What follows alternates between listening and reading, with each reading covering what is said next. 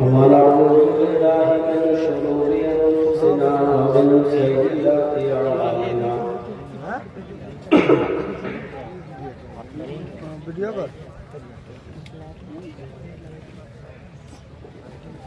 من يهده الله فلا مضل له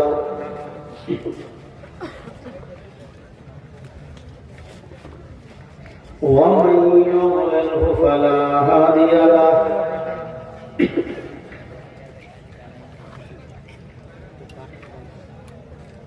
وأشهد أن لا إله إلا الله وحده لا شريك له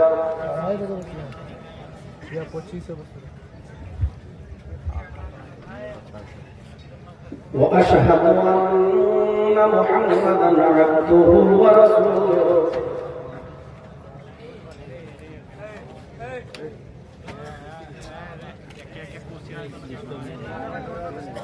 أما بعد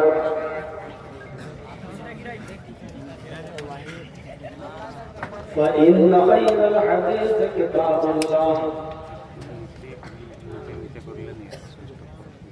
وخير الهدي هدي محمد صلى الله عليه وسلم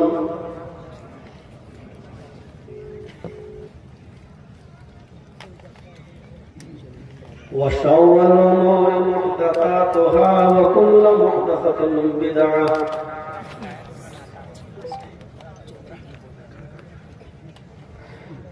وكل بدعة ضلالة وكل ضلالة في النار.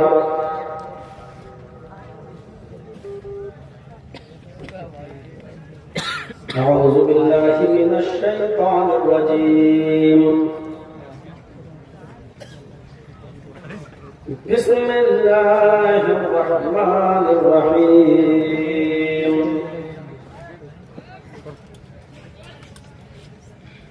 وسارعوا إلى مغفرة من ربكم وجنة عرضها السماوات والأرض أعدت للمتقين.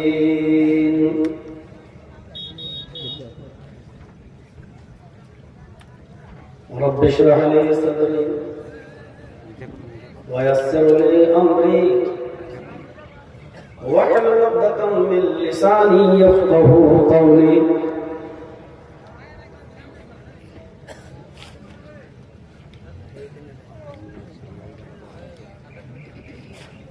اس اجلاس عام کے صدر محترم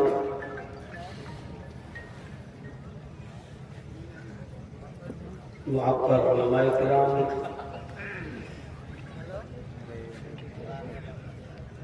پیپل جوڑیا اور اس کے قرب و جوار اطراف و اکناف سے تشریف لائے ہوئے معزز سامعین حضرات، پردہ نشین اسلامی خواتین، پیاری ماں اور بہنوں، قوموں ملت کے لائق ور نوجوانوں،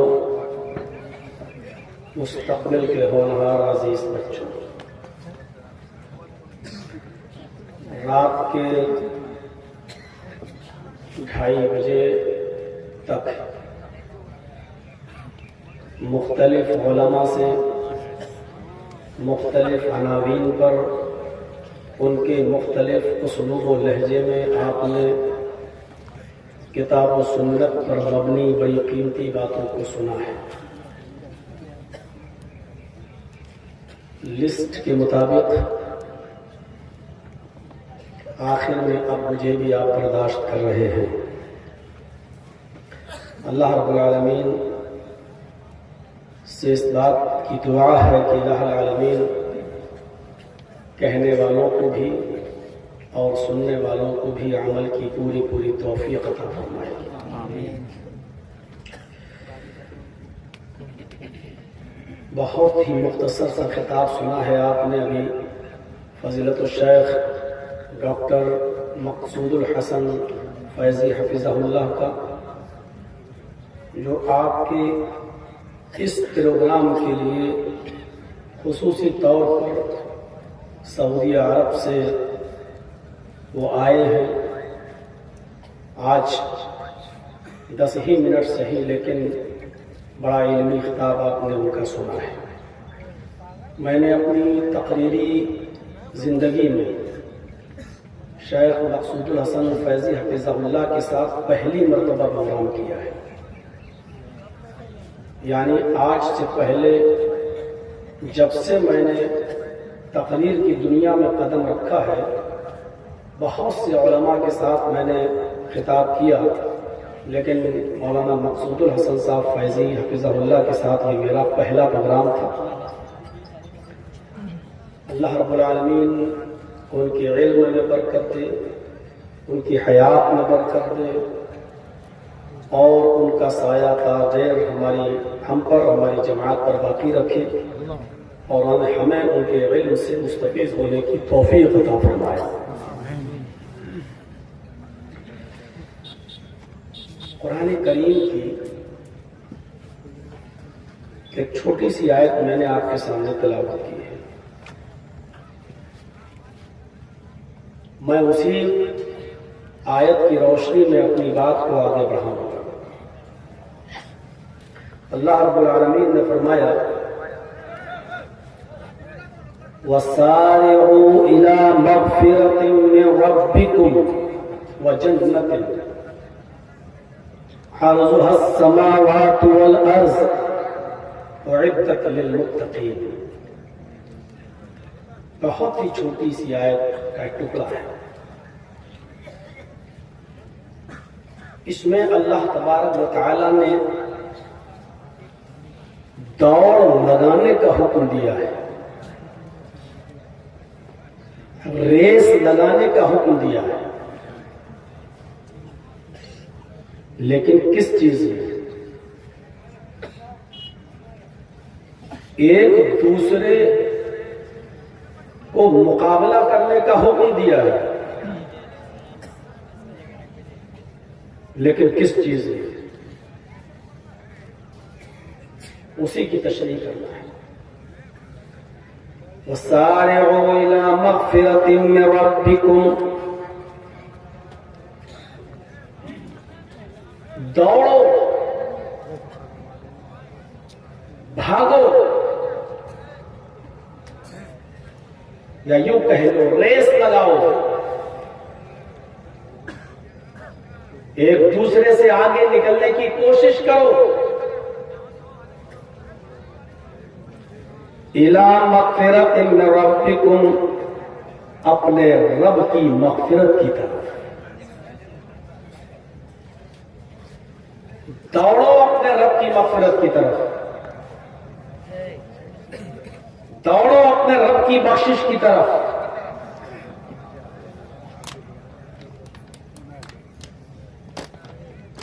وَجَنَّةٍ، اور اس جنت کی طرف ریس لگاؤ، اس جنت کی طرف۔ عَرْضُهَا السَّمَاوَاتُ وَالْأَرْضُ، جس کا طول و عرض زمین و آسمان کے برابر ہے، جس کی لمبائی اور چوڑائی زمین اور آسمان کے برابر ہے۔ اعدت للمتقین، اور جو صرف متقیوں کے لیے، اللہ سے ڈرنے والے لوگوں کے لیے تیار کی گئی ہے۔ اس آیت پر گھنٹوں بولا جا سکتا ہے، بلکہ اس آیت پر کئی دن خطاب کیا جا سکتا ہے۔ یہ پہلی آیت ہے جس میں اللہ رب العالمین نے مقابلہ کرنے کا حکم دیا ہے، ایک دوسرے سے آگے بڑھنے کا حکم دیا ہے، ایک دوسرے کے ساتھ ریس لگانے کا حکم دیا ہے۔ ورنہ پورا قرآن پڑھ جائیے، اللہ رب العالمین نے کہیں پر بھی کسی کو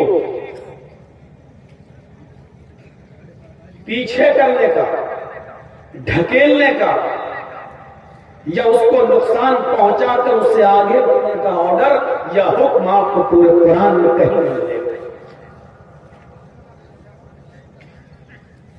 دوڑ لگانے کا حکم حکم دیا ہے، مسارعات کا حکم دیا ہے، ریس لگانے کا حکم دیا ہے، تو صرف اس آیت میں، اور وہ بھی مغفرت کی طرف، اپنے رب کی بخشش کی طرف۔ مطلب بالکل واضح ہے کہ دنیاوی زندگی میں دنیا کے لیے ریس مت لگائیے۔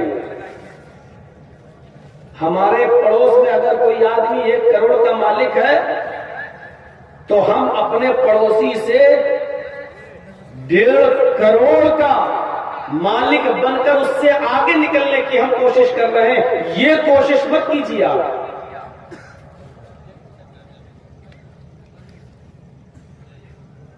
ہمارے گاؤں میں فلاں آدمی اتنی جلدی 5 سال پہلے وہ ٹیکسی چلاتا تھا اور آج اس کا یہ حال ہو گیا۔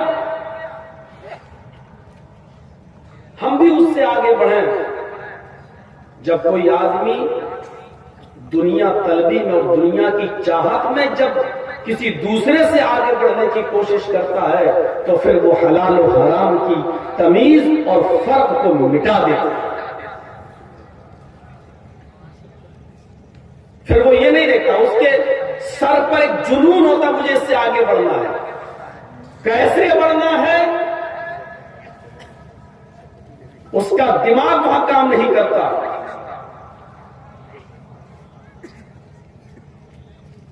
آپ کو تو معلوم ہی تھا کہ میں جس ماحول میں تھا ابھی اور جس جگہ تھا اس کو بار بار بولنے میں بھی شرم آتی ہے۔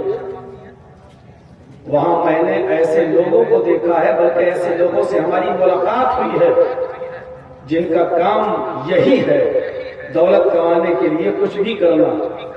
وہ باہر نکلتے ہیں، سپاری لیتے ہیں، 2-4 مرڈر کرتے ہیں، پھر اندر آتے ہیں،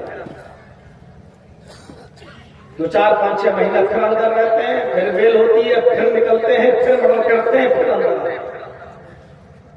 میں نے ان سے پوچھا کہ جب تم اندر آ جاتے ہو تو باہر کا خرچہ پانی؟ کہا جس نے سپاری دی وہی پہنچاتا ہے میرے گھر کو، پورا خرچہ سب دیتا ہے۔ ہم نے کہا وہ کر جائے، وہ سوچ لے کہ میرا تو کام ہو گیا، مجھے تو جس کو مروانا تھا مروا دیا۔ کہا پھر نکلنے کے بعد پھر اس کی خیر نہیں، اس کا مرڈر کروں گا، پھر اندر آؤں گا۔ میں نے پوچھا کتنی بار آ چکے ہو؟ بولا 5 مرتبہ جا چکا ہوں، 6ٹھی مرتبہ۔ اس کے بعد کیا کرو گے؟ بولا پھر یہی کام کرو۔ اب آپ غور کیجیے، کسی جس کو وہ مار رہا ہے اس سے اس کی کوئی دشمنی نہیں ہے، اس سے کوئی جھگڑا نہیں ہے،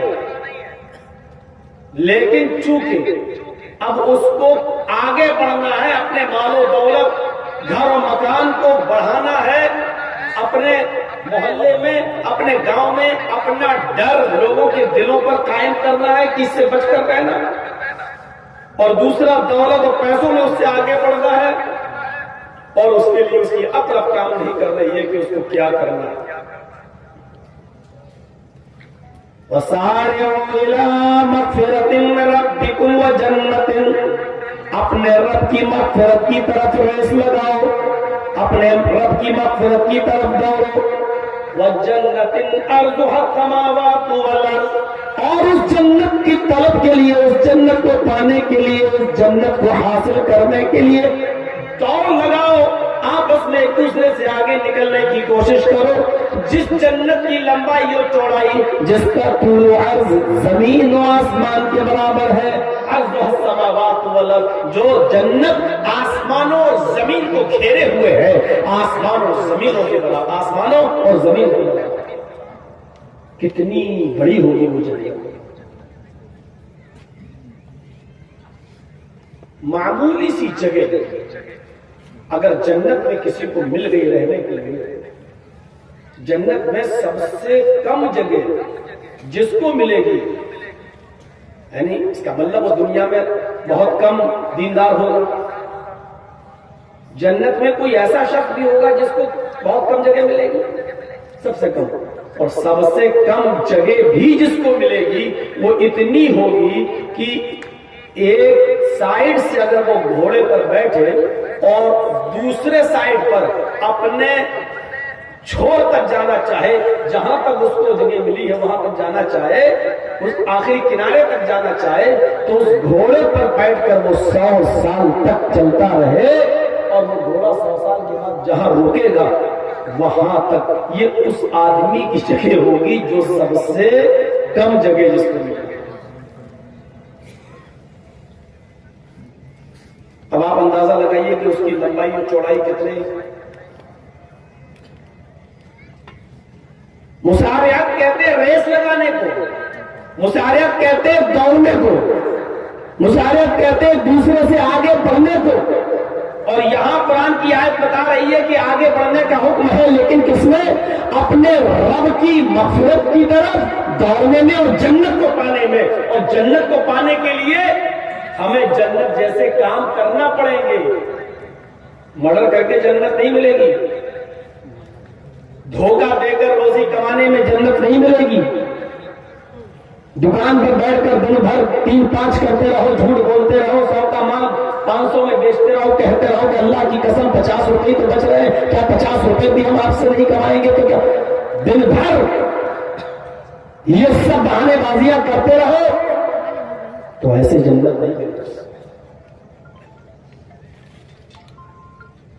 آگے بڑھنے کا ایک مطلب یہ ہے کہ جیسے ہی نیکی کا خیال آپ کے دماغ میں اور آپ کے ذہن میں آئے، فوراً اس نیکی کو اسی وقت کر جائیے، اس کو ٹال مٹول مت کیجیے. ابھی نیکی کا کام کرنے کا جذبہ آپ کے اندر پیدا ہوا ہے، اچھا ٹھیک ہے یہ فلاں غریب آدمی ہے، اچھا اس کا بیٹا بیمار ہے، اس کو ضرورت ہے، اچھا یہ ہم 2000 روپے اس کو دیں گے، ٹھیک ہے آپ نے نیت کی، اب کر لی تو جلدی کرو، کیونکہ شام تک پتہ نہیں کون سے حالات پیش آ جائیں، اور شیطان بھی خون کی رگوں میں دوڑ رہا ہے، کہیں آپ کا ارادہ پلٹ نہ جائے، بدل نہ جائے. اگر بدل گیا تو پھر آپ اس نیک کام کو نہیں کر پائیں گے، بلکہ ابھی جو خیال آپ کے دماغ میں آیا ہے آپ اس کام کو ابھی کر گزریے، اور اس نیک کام کو کر کے آپ مغفرت کی طرف آگے بڑھ جائیے اور جنت کی طرف آگے بڑھ جائیے. نبی اکرم جناب محمد رسول اللہ صلی اللہ علیہ وسلم نماز پڑھانے کے لیے آگے بڑھتے ہیں. حضرت بلال اقامت کہہ دیتے ہیں، اللہ اکبر اللہ اکبر، اشہد ان لا الہ الا اللہ، اشہد ان محمد رسول اللہ. نبی اکرم اپنے حجرے سے نکلتے ہیں، سیدھے مصلی امامت پر جاتے ہیں. آپ کھڑے ہیں مصلی امامت پر، یا اقامت پوری ہوتی ہے، اللہ اکبر لا الہ الا اللہ، یہاں اقامت جیسی مکمل ہوتی ہے. ویسے ہی اللہ کے نبی صلی اللہ علیہ وسلم صحابہ سے فرماتے ہیں، استعوا صفوفکم، اپنی صفیں درست کر لو، اپنی صفیں صحیح کر لو. صحابہ ابھی صفیں درست ہی کر رہے تھے، ابھی ایک دوسرے سے قدم اور ٹخنے سے ٹخنا ملا ہی رہے تھے. اتنے میں نبی اکرم صلی اللہ علیہ وسلم کو کوئی چیز یاد آ گئی اور آپ نے نماز نہیں پڑھائی. غور کرنا ہے، امامت کے لیے آگے بڑھ چکے ہیں، مصلی پر کھڑے ہو چکے ہیں، مسجد میں داخل ہو چکے ہیں، آپ آگے بھی بڑھ چکے ہیں، صحابہ کرام آپ کے پیچھے لگ چکے ہیں، اقامت پوری ہوئی، آپ نے فرمایا صفیں درست کر لو. لیکن اچانک ذہن میں کوئی خیال آتا ہے، آپ نے صحابہ سے کہا رک جاؤ میں ابھی آ رہا ہوں. آپ نے صحابہ سے کہا رکو میں ابھی آ رہا ہوں.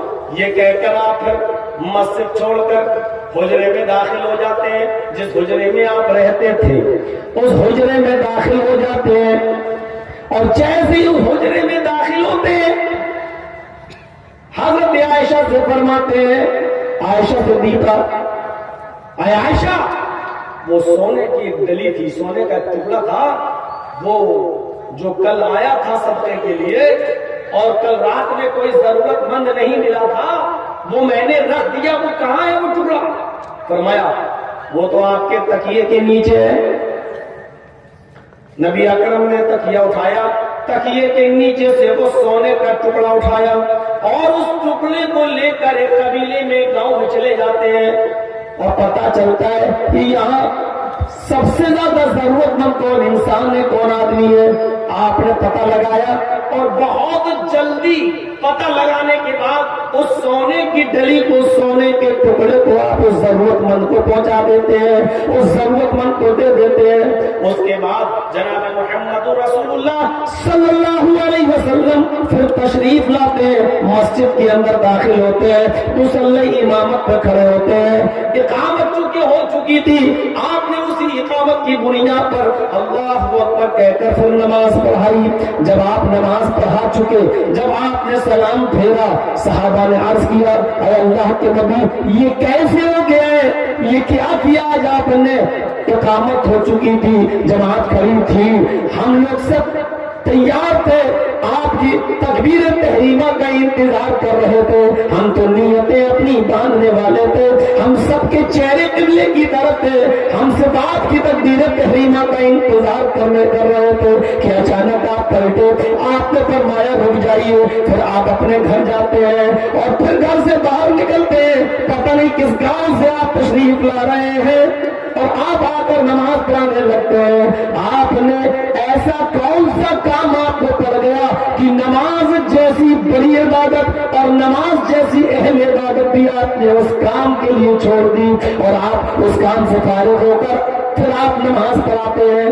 آپ نے فرمایا میرے ساتھیوں کل کچھ مال آیا تھا، اس میں سونے کا ایک ٹکڑا بھی تھا، میں نے مال کل غریبوں اور مسکینوں میں تقسیم کر دیا، ضرورت مندوں میں تقسیم کر دیا، سونے کا ٹکڑا رہ گیا۔ میں نے سوچا رات لمبی ہے، کوئی نہ کوئی ضرورت مند رات کی تاریکی میں بھی آ جاتا ہے، میں اس ضرورت مند کے حوالے کر دوں گا۔ فجر تک کوئی نہیں آیا، پھر ابھی بھی میں نے دیکھا آپ اس نماز کو ادا کرنے کے لیے آئے، ابھی بھی کوئی ضرورت مند نہیں ملا۔ جیسے ہی میں مصلی امامت پہ کھڑا ہوا، میرے ذہن میں یہ خیال آیا کہ اس سونے کے ٹکڑے کو سب سے پہلے غریبوں اور مسکینوں میں تقسیم کر دیا جائے۔ تو میں گیا اور میں نے اس کو تقسیم کر دیا، ضرورت مند تک پہنچا دیا اور اب میں آیا۔ اب صحابہ کا سوال سنیے، اے اللہ کے رسول یہ کام تو نماز پڑھانے کے بعد بھی کر سکتے تھے، یہ کام تو آپ نماز پڑھانے کے بعد بھی تو کر سکتے تھے۔ آپ نے فرمایا فجر میں جب یاد نہ رہا تو ظہر کے بعد بھی تو میں بھول سکتا تھا، یا کوئی بھی نماز پڑھانے کے بعد بھی تو میں بھول سکتا تھا۔ میں نہیں چاہتا ہوں، موت و زندگی کا کوئی بھروسہ نہیں، کہیں اس حال میں میرا انتقال نہ ہو جائے، کوئی ملک الموت میری روح قبض کرنے کے لیے چلائے، اس حال میں میں اللہ کے پاس جاؤں کہ جب اللہ سوال کرے تو مجھے اس کے جواب بھی یہ کہنا پڑے ہاں غریبوں کے لیے ایک سونے کا ٹکڑا تھا جو میں دے نہیں پایا، غریبوں تک پہنچا نہیں پایا، اس لیے وہ ٹکڑا میرے گھر میں رہ گیا۔ میں چاہتا تھا کہ جب میری سامنے ملک الموت آئے تو میں بہت سی باتیں سوچوں، تو اس میں یہ بھی سوچوں کہ جب اللہ مجھ سے پوچھے تو میں یہ کہوں کہ میں اپنے گھر میں کوئی چیز چھوڑ کے نہیں آیا۔ جب میرے ذہن میں یہ خیال آیا سونے کا ٹکڑا رہ گیا تو میں نے سوچا کہ پہلے اس کو تقسیم کر دو، یہ نہ بھول جاؤں، اس لیے کہ نماز کا پڑھانا تو میں بھولتا نہیں ہوں، ہاں صدقہ خیرات میں بھول سکتا ہوں کیونکہ یہ غریبوں کا حق ہے، اس لیے میں گیا اور پہلے میں نے یہ نیک کام کر دیا اور غریبوں تک ان کا حق جو تھا وہ میں نے پہنچا دیا۔ اب میں یہاں پر آیا ہوں اور نماز پڑھایا ہوں، الحمدللہ اب میں ایسا ہوں کہ اگر میری روح بھی نکل جائے اور اللہ سوال کرے تو میں کہہ سکتا ہوں کہ میں نے اپنے گھر میں کچھ بھی نہیں چھوڑا۔ یہ کون سا تصور تھا اور اس واقعے کے پیچھے کون سی تعلیم چھپی ہوئی ہے، کون سا درس چھپا ہوا ہے، کون سا میسج چھپا ہوا ہے، کون سا پیغام چھپا ہوا ہے اس واقعے کے پیچھے؟ وَسَارِعُوا إِلَىٰ مَغْفِرَةٍ مِّن رَّبِّكُمْ وَجَنَّةٍ، دوڑو اپنے رب کی مغفرت کی طرف اور اس جنت کی طرف جس کا طول و عرض آسمان اور زمین کے برابر ہے۔ دوڑو، جیسے ہی خیال آیا نیکی کا کام کر دیا۔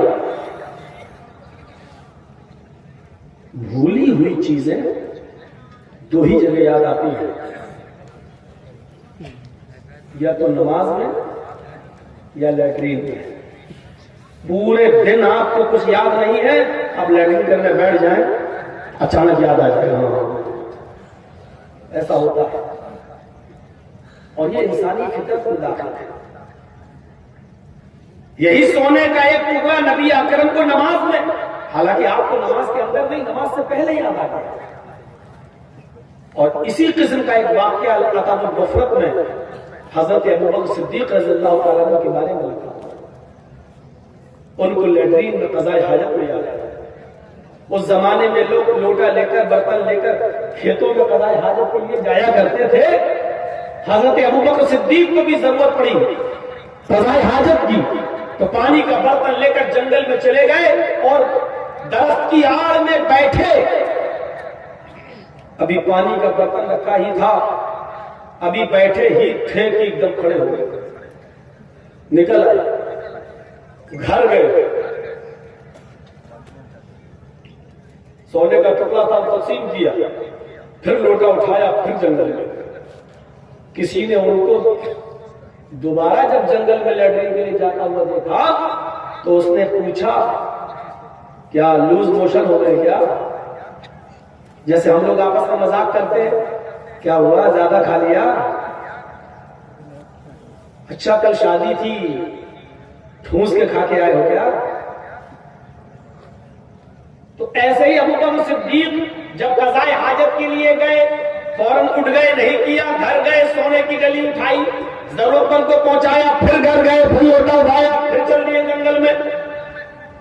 تو جب لوٹ کے واپس آ رہے تھے تو پوچھا ان سے لوگوں نے کیا ہوا؟ ابھی تو گئے تھے پھر گئے، کیا بات ہے؟ لوز موشن ہو گیا، دست لگ گئے ہیں آپ کو؟ ابوبکر صدیق فرماتے ہیں نہیں، ایسی کوئی بات نہیں. تو کہا ابھی تو گئے تھے؟ کہا ابھی کچھ دیر پہلے آپ نے مجھے دیکھا ہوگا، میں گیا تھا، میں درخت کی آڑ میں بیٹھ بھی گیا، جھاڑیوں میں چھپ کر میں بیٹھ بھی گیا، لیکن میں نے لیٹرین نہیں کی. اچانک میرے دل میں، میرے دماغ میں، میرے ذہن میں خیال آیا کچھ چیزیں مجھے صدقہ کرنا تھی، وہ کسی کی تھی نہیں، مجھے اپنے مال میں سے صدقہ کرنا تھا. میں نے کل ہی نیت کی تھی، سو کر اٹھوں گا تو میں یہ صدقہ کروں گا، میں یہ خیرات کروں گا. اب میں اٹھا، جب قضاء حاجت کے لیے نہیں آیا تو مجھے یاد آیا کہ مجھے صدقہ کرنا تھا، خیرات کرنا تھا. میں نے سونے کی وہ ڈلی نکالی، سونے کا وہ ٹکڑا فوراً اٹھایا اور فوراً میں اس کو غریبوں تک، مسکینوں تک، محتاجوں تک، ضرورت مندوں تک میں لے کر گیا. میں نے ان تک پہنچایا، پھر گھر گیا. وہاں سے آنے کے بعد اب دوبارہ جب میں گیا تب میں قضاء حاجت سے فارغ ہوا. پہلے میں نے لیٹرین نہیں کی تھی، اب میں نے کی ہے. لوگ ہنسنے لگے، اے ابوبکر یہ کون سی عقل مندی کا کام کر دیا؟ ارے آپ کو جب سونے کا تو تقسیم ہی کرنا تھا، اس کو بانٹنا ہی تھا، غریبوں میں دینا ہی تھا، تو لیٹرین کرنے کے بعد بھی تو گھر جا سکتے تھے، اس کے بعد بھی تو غریبوں مسکینوں میں سونا تقسیم کر سکتے تھے، ان کو خیرات کر سکتے تھے، صدقہ کر سکتے تھے. یہ کون سی عقل مندی ہے کہ لیٹرین نہ کرنا، گھر پہ چلے آنا، پھر تقسیم کر دینا، پھر جانا؟ یہ کہاں کی عقل مندی ہے؟ لیٹرین روک لینا. تو حضرت ابوبکر صدیق فرماتے ہیں تم اپنے حساب سے صحیح کہہ رہے ہو، لیکن میری سوچ اس کی الٹ ہے. میں نے یہ سوچا کہ ان الشیطان یزنی عنان اعظمہ، شیطان خون کی رگوں میں دوڑ رہا ہے. ابھی میرے دل میں جو صدقہ و خیرات کا جو خیال آیا ہے، کہیں ایسا نہ ہو کہ لیٹرین سے فارغ ہونے کے بعد شیطان ہمارے اس نیک ارادے کو کہیں بدل نہ دے، اس نیک ارادے کو کہیں موڑ نہ دے، ہماری خیرات کرنے کی، صدقہ کرنے کی نیت کو کہیں تبدیل نہ کر دے. محبت نہ آ جائے سونے کی، ارے یہ کیا ہوا، ارے ایسا کیسے ہو گیا ہے، نہیں اتنا قیمتی چیز ہم کیسے تقسیم کریں. تو اس لیے جس وقت صدقے کا خیال مجھے آیا میں نے فوراً صدقہ کر دیا. اس کے بعد اب آیا ہوں اور اب میں نے لیٹرین کی ہے. الادب المفرد میں امام بخاری رحمۃ اللہ علیہ نے اس واقعے کو نقل کیا ہے. تو میرے بھائیوں، یہ ہوتا ہے نیک کام کام میں آگے بڑھنا، جیسے ہی ذہن میں خیال آیا، جیسے ہی میرے دماغ میں خیال آیا فوراً اسی وقت ہم اس کام کو کر جائیں، کیونکہ بعد میں ارادے بدل جاتے ہیں۔ اور ایسے بہت سے لوگ ہوں گے سب کا خراب کرنے کا دل ہوتا ہے، لیکن بعد میں پتا چلا کہ بیٹا بیمار ہو گیا، اب لے چلو پھر دیکھ لیا جائے گا، پہلے ہم اپنے بچے کو دیکھیں، ارے چلو پہلے ہم اس کو دیکھیں۔ میرے پیارے ساتھیوں، شیطان ایک دم ارادے کو باغدور کو گھما دے۔ وَسَارِعُوا إِلَىٰ مَغْفِرَةٍ مِّن رَّبِّكُمْ وَجَنَّةٍ، اپنے رب کی مغفرت کی طرف اور جنت کی طرف دوڑو، اس جنت کی طرف جس کا طول و عرض زمین و آسمان کے برابر ہے۔ ان پورے واقعات میں آپ دیکھیے، کہیں کوئی صحابی پیسے کی طرف بھاگ رہا ہے، کوئی صحابی کمانے کی طرف بھاگ رہا ہے، کیا کوئی دولت کو حاصل کرنے کے لیے بھی لپک رہا ہے؟ نہیں۔ ابو بکر صدیق کا حال کیا تھا؟ نظر ڈالو ان کی زندگی پر۔ عمر فاروق کا حال کیا تھا؟ نظر ڈالو ان کی زندگی پر۔ عثمان غنی کا حال کیا تھا؟ نظر ڈالو ان کی زندگی پر۔ حضرت علی کا حال کیا تھا؟ نظر ڈالو ان کی زندگی پر۔ دیگر صحابہ کی زندگی پر نظر ڈالو۔ عثمان غنی رضی اللہ تعالی عنہ کی خلاف مشہور تھی، ان کی امیری اور ان کی دولت کے چرچے آج بھی ہوتے ہیں۔ عبد الرحمن ابن عوف کی امیری کے چرچے آج بھی ہوتے ہیں۔ اسی ماحول میں صحابہ کرام موجود ہیں۔ حضرت عثمان غنی کا مال سینکڑوں اونٹوں پر لد کر آیا کرتا تھا، وہ بزنس کیا کرتے تھے۔ عبد الرحمن ابن عوف بھی بہت بڑے بزنس مین تھے۔